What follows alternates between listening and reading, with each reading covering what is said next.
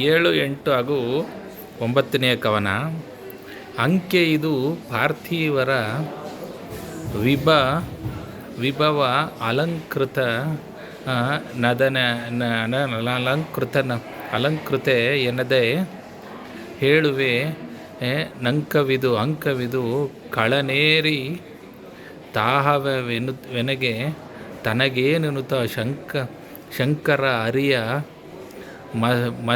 ಮಸೆದಲಗು ಮಾರಂಕ ದುಬ್ಬಿನ ಜಂಕೆಯ ಬಿಂಕವನ್ನು ವಿಸ್ತರಿಸುವೆನು ನರನಾಥ ಕೇಳೆಂದ.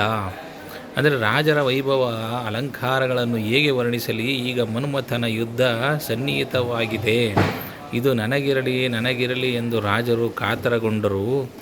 ಮನದ ಬಾಣಗಳಿಂದ ಅರ್ಥರಾಗಿ ಕುಳಿತಿದ್ದರು. ಅದರ ವಿವರವನ್ನು ಹೇಳುತ್ತೇನೆ. ಅಂದರೆ ತರಸು ಧನುವನು ಯಂತ್ರ ಮತ್ಸ್ಯವನ್ನು ಅರಿಸಿ ತಳುವದೆ ತಂಗಿಯನು ಅಲಂಕರಿಸು ದಂಡಿಗೆಯಿಂದ ತೋರಿಸು ಮಹೀಶ್ವರರ ವರನ ವರಿಸಲಿ ಲಗ್ನವಿದೆ ಹತ್ತಿರ ಎನ್ನುತ್ತಾ ಪಾಂಚಾಲ ಭೂಪತಿ ಕರೆದು ದೃಷ್ಟದ್ಯುಮ್ನನನ್ನು ಬೆಸೆದನು ಬೇಗದಲ್ಲಿ.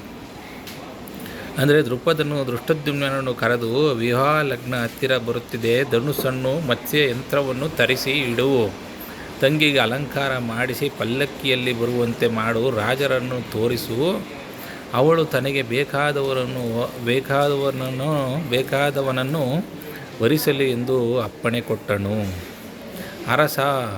ಅರಸನ ಆಜ್ಞೆಯ ಮೇಲೆ 100,000 ಅನಿ ತುಂಬಿನಿಯರು ಕುಮಾರಿಯರು ಹೊರಗೆ ಬಂದರು, ತಿಗುರಿದರು. ಕುಂಕುಮ ದಲಯವ ಅರಸಿ ಮಜ್ಜನ ಮಾಡಿ ನೂತನ ವರದ ದೂಕಳವನ್ನಿಟ್ಟು ಸಖಿಯರ ತರದ ನೆಲ ನುಗ್ಗಿಡಲ್ಲಿ ಬಂದಳು ನಿಜಲ ಅಲೈಕೆ. ಅಂದರೆ ದೊರೆಯ ಅಪ್ಪಣೆಯಂತೆ 100 ಸಖಿಯರು ದ್ರೌಪದಿಯ ದೇಹಕ್ಕೆ ಕುಂಕುಮವನ್ನು ಲೇಪಿಸಿ ಮಂಗಳ ಸ್ನಾನ ಮಾಡಿಸಿದರು.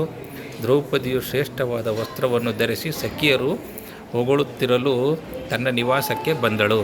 ಧನ್ಯವಾದಗಳು.